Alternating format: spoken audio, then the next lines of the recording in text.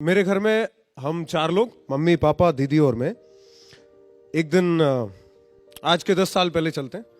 एक दिन पता चलता है हमें ग्वालियर में, जब हम किराए पर रह रहे थे, कि मेरे फादर मिसिंग हैं।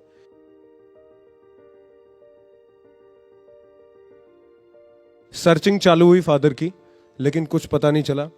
हम लोग जिस आश्रम से जुड़े हुए थे वहां पे भी बताया, वहां भी सर्चिंग चालू हुई, कुछ पता नहीं चला। बैक टू पवेलियन, घर बैठे, और मैं, दीदी और मम्मी। तब हमारे अकाउंट्स भी नहीं थे। 10 साल पहले की बात कर रहा हूं मैं। काश तब जनधन योजना चली होती, नहीं तब कम से कम अकाउंट तो खुल जाते। नहीं थे। हमारे पूरे घर में जब हमने सारे रुपए इकट्ठे किए थे तो सिर्फ 2000 थे। तो ग्वालियर शहर में जहां हम किराए से रह रहे हैं, 3 महीने का किराया देना बाकी है।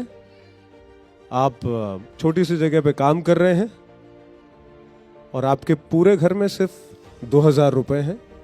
अब आप सोच लो कि आपके पास रास्ते क्या हैं। उस वक्त मेरे पास सिर्फ 2 रास्ते थे। मेरे पास सिर्फ ट्रक के सामने आओ, या फिर ट्रेन के ट्रैक पे आओ। और ये सोच ही रहा था मैं कि रात के 11 बजे के आसपास दीदी एक पेपर पेन लेके पहुंची मेरे पास और बोले, अच्छा अगर अपने पास इतने रुपए हैं, और उसी वक्त हमारे एक दूर के मामा जी भी आए, उन्होंने कहा कि सम अमाउंट 10,000 रुपए मैं आपको देता हूं, अगले महीने मैं नहीं दे पाऊंगा और उसके अगले महीने कोई और भी नहीं दे पाएगा। तो ये 10 और 2 12,000 रुपए आप जैसे खर्च करोगे, बहुत कुछ डिसाइड कर देंगे कि आप लाइफ में क्या करोगे। सबसे पहले हमने मकान मालिक का काम निपटाया। और ऐसा भी होता है कि जब आप मुसीबत में होते हैं ना, तो ऊपर वाला और थोड़ा टफ टेस्ट लेता है और थोड़ी मुसीबतें लेता है। मकान मालिक ने 3 महीने का बिजली बिल एक्स्ट्रा जोड़ दिया था। आपके यहाँ कैसको जोड़ देता है, हमारे यहाँ मकान मालिक ने जोड़ दिया था। तो उससे जैसे तैसे हम आगे बढ़े। वैसे आप मरने वाली बात भूल गए ना? हाँ, ऐसे ही मैं भूल गया था जब दीदी ने वो हिसाब जुड़ाया ना, बिल्कुल ऐसे ही मैं मरने वाली बात भूल गया। और उसके बाद हम आगे बढ़े। दीदी की टैली में जॉब थी, उनकी अकाउंट में जॉब थी, टैली किया हुआ था उन्होंने। तो 3000 रुपए के आसपास उनको मिलते थे। मुझे थोड़े कम मिलते थे और उससे भी ज्यादा वो काट लिया करते थे लेट आने पे। तो काम करते रहे।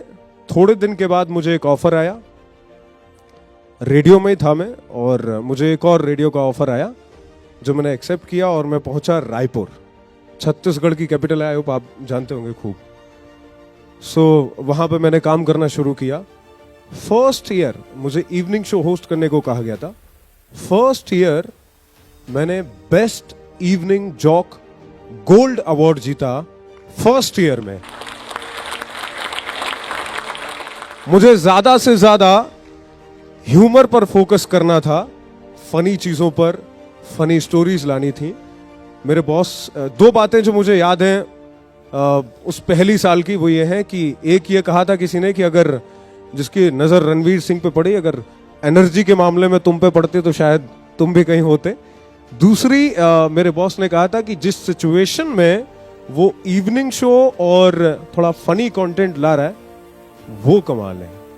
दूसरे साल again best evening jock gold फिर से जीता, और तीसरे साल जीतने से पहले मैं कानपुर आ गया। 2 ही बातें लाइफ में इंपॉर्टेंट हैं, पहला है कर्मा और दूसरी है फैमिली।